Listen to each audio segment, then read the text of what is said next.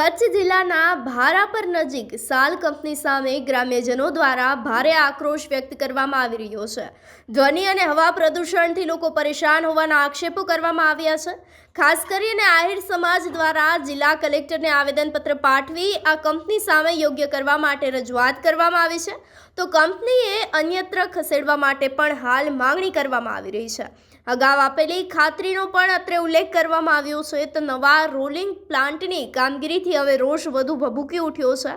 કામગીરી ન થાય તો ઉગ્ર આંદોલન કરવાની ચીમકી ગ્રામ્યજનો દ્વારા ઉચ્ચારવામાં આવી રહી છે।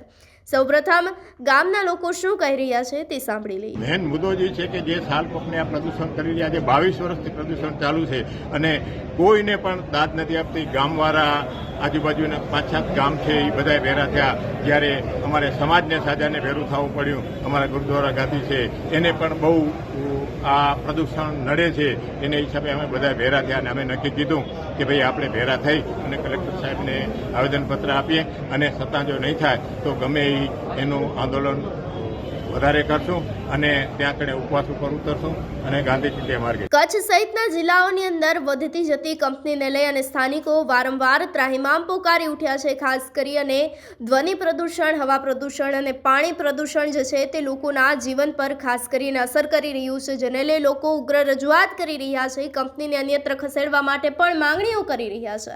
ત્યારે આપનું શું માનવું છે અમને કમેન્ટ કરી ચોક્કસથી જણાવશો। નમસ્કાર।